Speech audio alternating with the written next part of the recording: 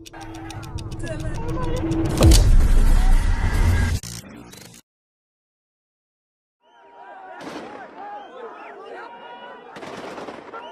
तो हम जाएंगे ज़रूर अपने देश, अपने मकान में का सब कुछ तो हमने सह लिया है। चुप चुप चुप, अभी बाल बच्चे सब खत्म हो जा रहे हैं सर जी। आप लोग हम लोग को बचाइए, हम लोग मर जाएंगे सर जी। सब कुछ खत्म कर दे रहा है।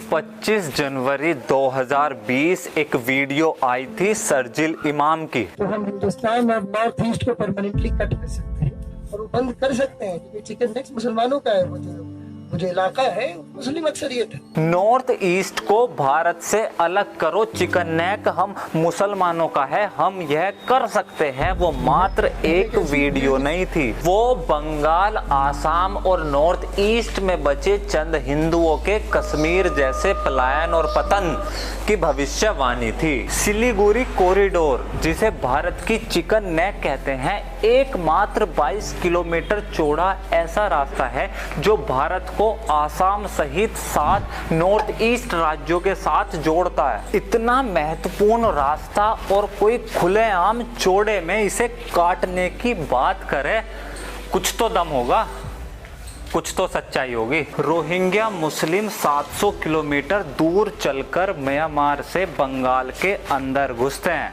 ये वही रोहिंग्या है जो राखाइन म्यांमार में हिंदुओं का कत्लेआम करते हैं। ईस्ट पाकिस्तान 25% हिंदू थे जब बंगाल का बंटवारा हुआ। आज उसी बांग्लादेश में केवल 8% हिंदू बचे हैं। सबसे ज्यादा इलीगल इमिग्रेंट कागज नहीं दिखाए गए वाली जमात इसी बांग्लादेश से बंगाल और आसाम में घुसती है। भारत और हिंदू विरोधी आतंकवादी संगठन जमात मुजाहिदीन और हुजी दोनों बांग्लादेश छोड़ वेस्ट बंगाल को अपना फेवरेट स्पॉट बना चुके हैं। 7 नॉर्थ ईस्ट राज्यों में से 5 राज्यों में हिंदू पहले ही माइनॉरिटी में हैं और केवल अल्पसंख्यक नहीं हैं, हम गिनतियों में हैं। बस मात्र एक राज्य बचा है, आसाम। 1950 में असम के अंदर 25% मुस्लिम थे और आज 2021 में असम की जनसंख्या का 40% मुसलमान है। असम की ऑफिशियल लैंग्वेज है असमीज, लेकिन असम के 14 मिलियन मुस्लिम में से 10 मिलियन मुसलमान बंगाली भाषा बोलते हैं, जो वेस्ट बंगाल और बांग्लादेश की ऑफिशियल आधिकारिक भाषा है। और ये महज एक कोइंसिडेंस, संयोग नहीं है कि बंगाल और बांग्लादेश से सटी आसाम की 11 डिस्ट्रिक्ट आज पूर्णतया मुस्लिम मेजोरिटी हो चुकी है। बिल्कुल यही सेम पैटर्न बिहार में है। बिहार की एवरेज मुस्लिम पॉपुलेशन 17% है, लेकिन वो डिस्ट्रिक्ट जिनकी बॉर्डर बंगाल से सटी है, जिसे मुख्यतः सीमांचल वाला क्षेत्र कहते हैं, वहाँ की मुस्लिम आबादी 17 नहीं 47% है। बंगाल के बस 2 डिवीजन्स की बात करेंगे, जलपाईगुड़ी और मालदा। इन दोनों डिवीजन्स की बॉर्डर मिलती है बांग्लादेश से, तो स्वाभाविक है कि ये दोनों जगह मुस्लिम बहुल आबादी वाली होगी। और यही खास बात है बंगाल और बंगाल के इन दोनों डिवीजन्स की। रोहिंग्या म्यांमार से बांग्लादेश के रास्ते 700 किलोमीटर दूर चलकर कहाँ आते हैं? बंगाल के जलपाईगुड़ी और मालदा डिवीजन में। बांग्लादेश से इलीगल इमिग्रेंट्स भारत में कहाँ घुसते हैं? बंगाल के इन दोनों डिवीजन्स में। जमात उल मुजाहिदीन और हुजी जैसे आतंकवादी संगठन जिनके लिंक तालिबान और अलकायदा से है, भारत में ऑपरेट कहाँ से करते हैं?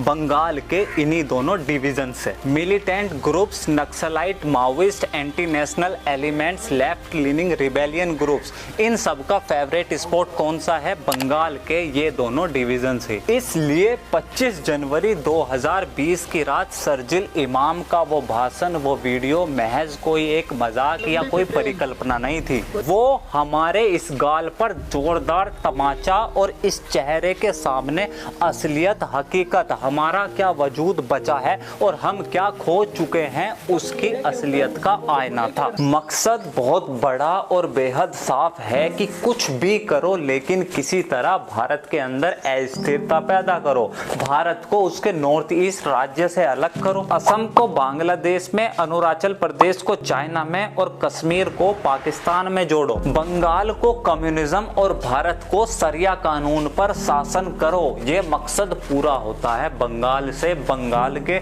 सिलीगुड़ी कॉरिडोर चिकन नेक से। इसी कॉरिडोर के नीचे मालदा, इसके राइट में बांग्लादेश, लेफ्ट में बिहार का सीमांचल रीजन और ऊपर में जलपाईगुड़ी और उसके ऊपर सबसे बड़ा की प्लेयर चाइना। बस कुछ साल और जब इस देश का तथाकथित बहुसंख्यक हिंदू अपनी नींद से जागेगा तो गायब हो चुका होगा केवल बंगाल से नहीं, नॉर्थ ईस्ट के 8 के 8 राज्यों से। प्रत्यक्ष को प्रमाण की जरूरत नहीं होती। म्यांमार में मारे गए और भगाए गए हिंदू, बांग्लादेश में मारे गए भगाए गए हिंदू, असम में मारे गए भगाए गए हिंदू, कश्मीर में मारे गए भगाए गए हिंदू, बंगाल में मारे गए भगाए गए हिंदू, मिजोरम, नागालैंड, मेघालय, लक्षद्वीप, इन जगहों में अल्पसंख्यक कौन है?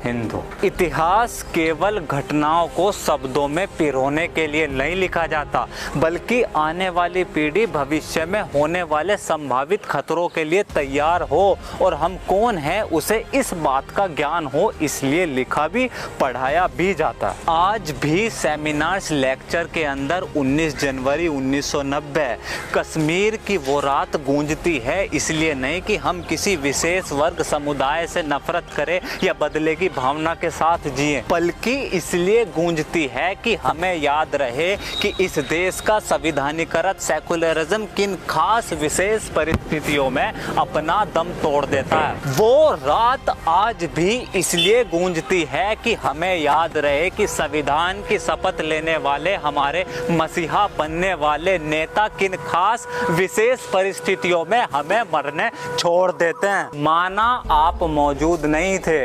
इंटरनेट नहीं था, सोशल मीडिया की ताकत नहीं थी, इसलिए कश्मीर की उस रात आप हिंदुओं का नरसंहार नहीं रोक सके। 3 मई 2021 आप थे, इंटरनेट हाई स्पीड था, सोशल मीडिया सहित पूरे देश की मीडिया मौजूद थी, हर एक लोकव्याप्त जल कल्याणकारी नेता मौजूद था और सबकी आंखों के सामने एक एक घर को चिन्हित करा, मारा और भगाया। जो माँ बहन बेटी मिली रेप करा और रेप करा, जो दुकान मिली लूट ली, जो घर दिखा तोड़ दिया। ऐसा लगा जैसे कश्मीर की वो रात फिर से बंगाल बनकर चीख उठ खड़ी हो। और यह देश, क्या इस देश का चुनाव आयोग सबसे बड़ा लोकतंत्र उसी अल्पसंख्यक समूह के बहुसंख्यक बनने पर चहेते संविधान के प्रियम्बल में लिखे सेकुलर शब्द और जनसंख्या में उनकी आबादी का हिस्सा कितना है उसे लोकतंत्र की राजनीति का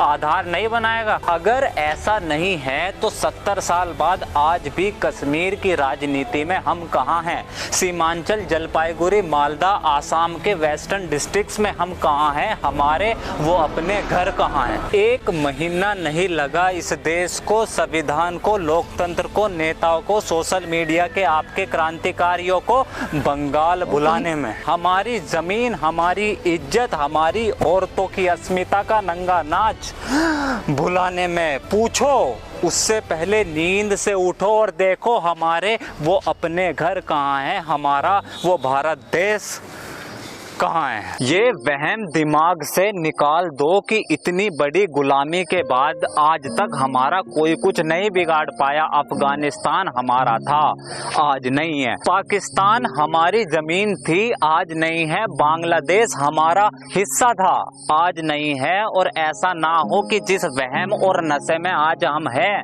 कल इतिहास बंगाल या उत्तर प्रदेश के बारे में फिर से वैसा कुछ ना लिख दे। आपका साथ, आपकी सपोर्ट मिली, केवल इस वजह से द टॉक शो को जारी रख पाया हूं और आगे भी इन वीडियोस को ऐसे ही जारी रख सकूं, लिख सकूं, बोल सकूं, हम हिंदू हमारे इस राष्ट्र भारत के लिए चिल्ला सकूं। तो प्लीज द टॉक शो को फाइनेंशियल सपोर्ट करें और अगर फाइनेंशियल मदद नहीं कर सकते तो इस वीडियो को लाइक, कमेंट और शेयर करें।